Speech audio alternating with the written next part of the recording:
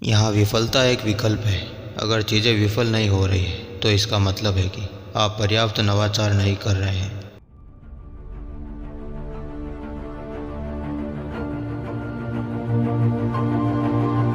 मैं सोचता हूँ कि साधारण लोगों के लिए असाधारण बनना संभव है। जब कोई चीज़ काफ़ी महत्वपूर्ण होती है तो आप उसे करते हैं, भले ही परिस्थितियाँ आपके पक्ष में न हो। जब आप किसी समस्या से जूझते हैं तभी आप उसे समझ पाते हैं। कुछ लोगों को परिवर्तन पसंद नहीं है, लेकिन यदि विकल्प विनाशकारी हो तो आपको परिवर्तन को स्वीकार करना होगा। मेरे लिए यह कभी भी पैसों का मामला नहीं था, बल्कि मानवता के भविष्य के लिए समस्याओं का समाधान करना था। इंजीनियरिंग दुनिया में मौजूद जादू के सबसे करीब की चीज़ है। लोगों को वही करना चाहिए जिसके प्रति उनका जुनून हो। इससे उन्हें किसी भी अन्य चीज़ से ज़्यादा खुशी मिलेगी। दृढ़ता बहुत महत्वपूर्ण है। जब तक आपको मजबूर न किया जाए, आपको हार नहीं माननी चाहिए। लगातार आलोचना की तलाश करें।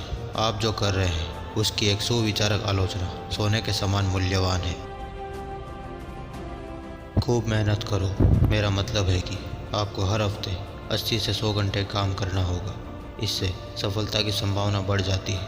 अगर दूसरे लोग हफ्ते में 40 घंटे काम कर रहे हैं और आप हफ्ते में 100 घंटे काम कर रहे हैं, तो भले ही आप वही काम कर रहे हो, आपको पता है कि आप 4 महीने में वह हासिल कर लेंगे जो उन्हें हासिल करने में 1 साल लगता है। मैं या तो इसे घटित होते हुए देख सकता था या इसका हिस्सा बन सकता था। दीर्घकालिक द्वेष के लिए जीवन बहुत छोटा है। मैं जो करने का प्रयास कर रहा हूँ वह यह है कि भविष्य के बेहतर होने की संभावना को अधिकतम किया जाए। मैं समझता हूँ कि यह सबसे अच्छी सलाह है। लगातार इस बारे में सोचें कि आप चीज़ों को और बेहतर कैसे कर सकते हैं और खुद से सवाल करें। ज़्यादातर लोग जितना सोचते हैं उससे कहीं ज़्यादा सीख सकते हैं। वे बिना कोशिश किए खुद को कमतर आंकते हैं। कृत्रिम बुद्धिमत्ता के साथ हम दानवों को बुला रहे हैं।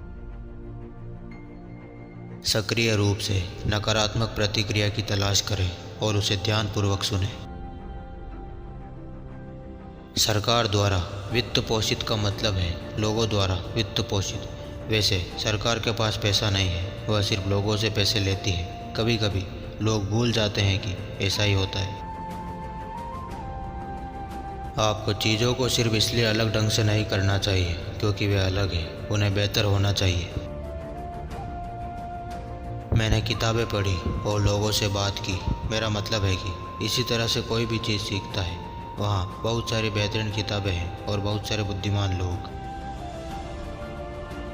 पहला कदम यह स्थापित करना है कि कुछ संभव है, फिर संभावना घटित होती है। किसी व्यवसाय को शुरू करना और उसे बढ़ाना जितना उस उत्पाद के बारे में है, उतना ही उस उत्पाद को बेचने वाले लोगों के नवाचार, प्रेरणा और दृढ़ संकल्प के बारे में भी है। जहाँ तक मेरी बात है, मैं कभी हार नहीं मानूंगा, और मेरा मतलब है कि कभी नहीं। आप ऐसा भविष्य चाहते हैं जिसमें आप उम्मीद करें कि चीज़ें बेहतर होंगी, न कि ऐसा भविष्य जिसमें आप उम्मीद करें कि चीज़ें बदतर होगी।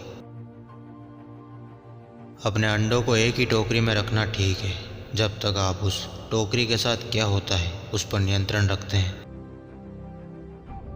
आमतौर पर मैंने जो सबसे बड़ी गलती की है वह है किसी की प्रतिभा को बहुत ज़्यादा महत्व देना और उसके व्यक्तित्व को कम महत्व देना, और मैंने यह गलती कई बार की है। मुझे लगता है कि यह वास्तव में मायने रखता है कि किसी के पास अच्छा दिल है या नहीं। यह वास्तव में मायने रखता है।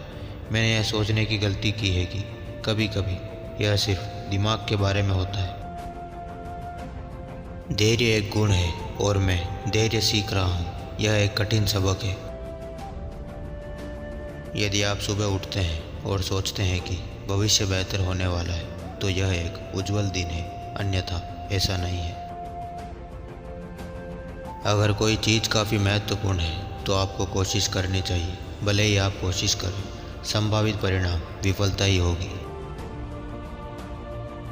किसी ऐसी चीज़ पर ध्यान केंद्रित करें जिसका किसी और के लिए बहुत महत्व हो। उसका मूल्यांकन करने में बहुत कठोर रहे, क्योंकि स्वाभाविक मानवीय प्रवृत्ति इच्छाधारी सोच होती है।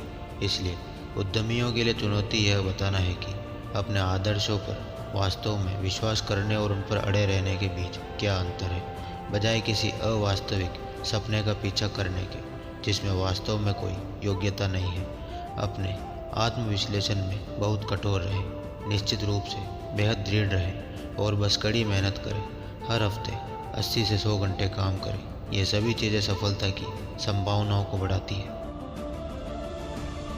आप ऐसे काम करना चाहते हैं जिनके प्रति आप जुनूनी हो, लेकिन जो अन्य लोगों के लिए भी उपयोगी हो।